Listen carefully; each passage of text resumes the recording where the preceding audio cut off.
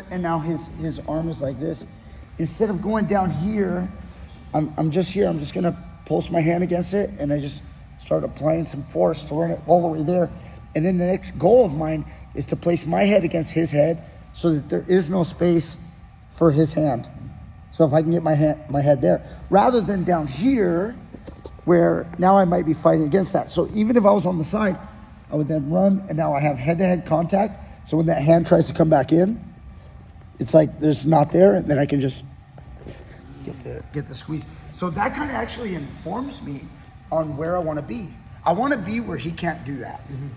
You know, I don't want him to do that. Yes, we can squeeze right through it. I used to just say, if somebody does this, it doesn't work. But it does work. The fact is that many people answer the telephone and they survive for quite a while.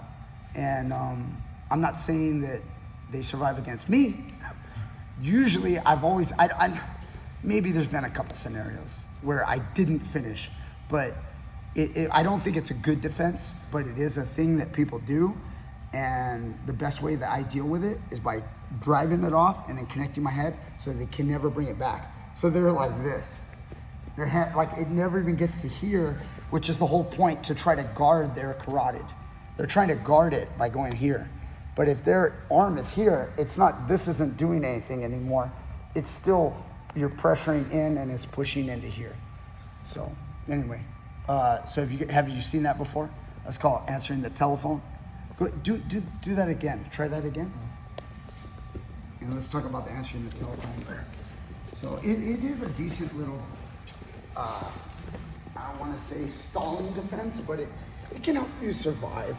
So sometimes a guy will go like that if Danny gets there, and then go ahead and Alex, get to your point where you're going to do a squeeze. Like see what see I if did you can. Before, or what you just? No, just try squeezing through it. Like get to your arm triangle, and try to squeeze through it. I like his odds right now because I like where Danny he's got Danny's arm. But go ahead, work your finish, and let's see how long it takes.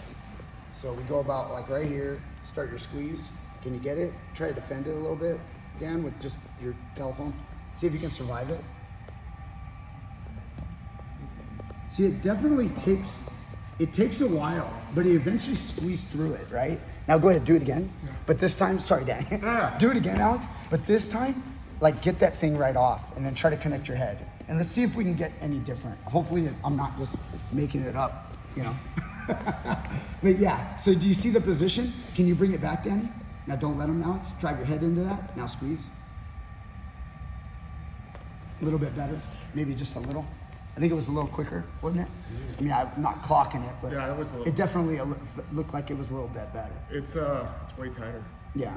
So if you guys get that guy who does that, a lot of people use it because they survive with it. Again, I don't want you guys using that though. Personally, I'd rather you guys look to get the leg. I like this a lot more. Rocking and trying to either get on your side. Some people rock and then do a backward roll, you know. So we'll use those as defenses instead. So give that a try. 1, 2, 3. Answer the telephone on purpose. Answer the phone. See if you guys can deal with that problem, because that's a thing people do. Just not us. We don't do it. I guess now we're doing it. I guess, does that mean I teach answering the telephone? I teach it so that we don't do it. Don't do it.